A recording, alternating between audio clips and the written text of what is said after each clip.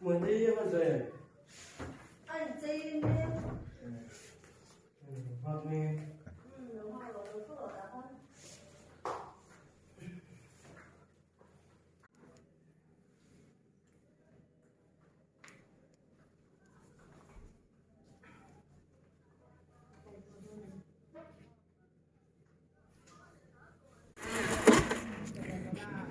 vừa rồi.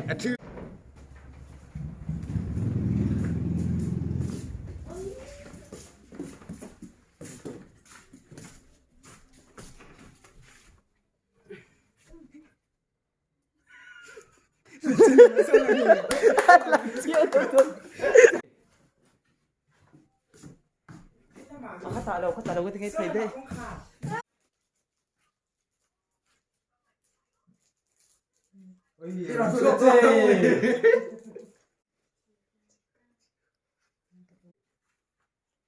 Ôi, ôi, hèn hi mỗi chuyện tê sấy chút.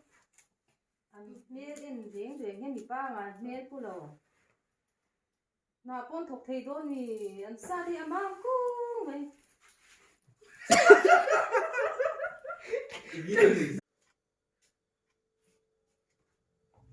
Cái chuyện tê chút hồn là tung là gì à? Anh gì? Ini lần đi. Lời ta. Ô lơ buổi tên lòng. Hay cái lần. Ê, là tiếng nghe. Cái rồng. Mà xả. Ê, có thể. Ê. Thôi rồi. Thôi mà. Ai tội lâu. Đi thêm lúc tục. Thôi mà. Bên chân xí. Ê, cần viết Bên trên này nè, bên trên lầu, bên trên lầu. bên trên. Lúc ngồi tôi. Cần nâu hiền cục như này. Cái chú em thì bố chúng mình xuống rồi. Chúng tôi mình nét mấy rồi xem. Chết về tụi nó. Ini mình hết. Ama khôi tục. Nghe. Các cái hi lum pu mấy la hi lum khôi tệ nghe không gì à? Gió à. Dưới thế rồi. Giấy cho có phải quý vị rồi chứ. Bạn lum nuông tục, classic la cho nuông tục. Hey, làm bơi. Hey, làm bơi. Ê, va, ibu nó cho chúng ta ở trái đi. In ba cái ini lòng cái này. Nó rồi bé gì đây mi. Ê, hạt tôi bồi quý gai. Ê, bồi quý. Gai ê. Ai rồi, ai rồi. Rồi, bồi quý gai. Bồi quý cả ai rồi. Gai mà. Ê. Chết phát nơi ra đi. Nó sống quá tụi quá.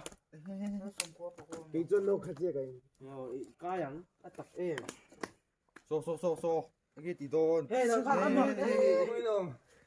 Hết rồi bạn. Hết rồi bạn. Cái bát tê. Phát tiền cái nhìn tây vết cầu. Nó lại chứ. Nhưng phát tiền cái nhìn lầu. Sao rồi? Anh nghe buộc không ai mì hơi có lâu buộc.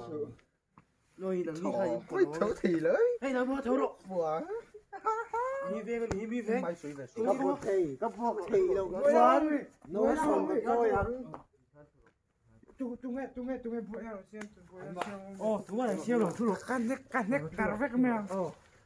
Can nek dar don, isak ber. Can cà phê vek mẹ. Ồ. Can nụ ngay xem mẹ. Ồ. Ê, chết.